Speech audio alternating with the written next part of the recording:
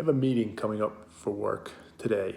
And I wanted to use it to illustrate a point and then ultimately a greater point. So without getting into the weeds of it, it was a meeting that in theory was going to be or will be contentious. Somebody came to me on a project I'm working on and more or less said, like, the way you're doing this isn't the right way. It's causing problems. You need to fix it. So naturally, right off the bat, that could be contentious, depending on the type of person I am, get defensive, etc. But even thinking about it a level deeper, it wasn't just defensiveness; it was just pragmatism, right? Some of the things he was calling out were outside of my control. I didn't make those decisions, or I didn't have authority or ability to change them. So when he first reached out, I kind of went to my normal place or my default place that I've lived most of my life, and discomfort came in. And I started dreading the conversation. I was avoiding responding to the person because in simple first principle terms for me, there was going to be too much discomfort involved in it. And that was a bad thing. And it brought anxiety and all the things you would imagine. But then I spent some more time thinking about it. And as I talk about often now, I thought, like, hey, this is the perfect situation where I should Feynman this thing, using Richard Feynman as a verb. And by that I mean apply this approach or mindset, which I've talked about before, of being ferociously curious and open-minded at the same time as being ferociously questioning and skeptical. Meaning, right, go into a conversation, go into a situation and be so ferociously open to different possibilities, different ideas, different solutions, what have you. But before you adopt them and accept them, they have to be earned, they have to be proven.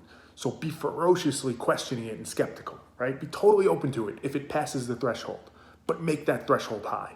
Make sure that you've done the work, you've thought through it, and it actually checks out. So applying that to this situation, that's kind of what I did. And I said, all right, and I wrote back to the individual and said, hey, listen, I hear what you're saying. Would love to have a conversation about it, because if we can figure out a way in which this works better for you and everybody, that's awesome, right? Ferociously open to that. Let's figure out that better solution. I couldn't, and I'm genuine. I couldn't be more open to that. But let's see if that actually holds, right? We're going to have to dissect this thing and rip it apart in this conversation we're going to have and see if it actually fits into the constraints we have in the situation, right? Ferociously questioning, ferociously skeptical. But if we can do those two things and we get to a better place, great. That mindset shift, for me, released that discomfort. Because what do I have to be afraid of? What do I have to have anxiety about? Where's the discomfort? If I go into this conversation and this individual comes up with a better solution that actually works, awesome, we're all better off. If I go into the conversation and he doesn't, right, and it becomes clear, because ferociously skeptical and questioning, also fine, right? Because then the truth is the truth, the logic is the logic, the math is the math. So if you were to get angry, if you were to be upset, if you were to do any of those things, there's nothing really that is going to bother me, because we're looking at math here, we're looking at logic, and it just doesn't check out. So, the freedom, the comfort that comes with that I'm feeling with that is really, really high, because I'm genuinely adopting that kind of Feynman mentality, and I'm genuinely open to a better idea, but it's got to be earned. So that's the example. That's kind of the point, which I think is an important point. But I'll use that as almost a microcosm to what I actually think when we think about what does it really mean to, or at least for me, to think better, to be better, to improve, to evolve, to find real meaning and joy and pleasure in life and purpose. I think you have to apply that same mentality, that same approach that I'm applying in this conversation with this guy about the work thing, in the conversation with ourselves. We need to look at ourselves and have a conversation with ourselves and be ferociously open, but also ferociously skeptical. And around the topic of, I guess I'll call it our values. What do we value in life? What do we actually want to be spending our time doing? Where do we actually get pleasure and purpose, from? What actually brings us discomfort? Because at the end of the day, I think where so many of us struggle, we think it's fear, right? Fear stops us from doing so many things, right? I don't know if I quit my job and I do this, how am I going to take care of my family? Or I'm afraid of, coronavirus, whatever it might be. There's so much fear at the root of what we have. But I think underneath the fear is just a lack of clarity. And that lack of clarity goes all the way down to the root, which we don't have clarity for ourselves. We don't really have the honest conversations where we approach it with that same Feynman mentality of just saying, hey, I just want to get to the truth here. Whatever the answer is, I just want it to be big L logical and I want it to be the truth.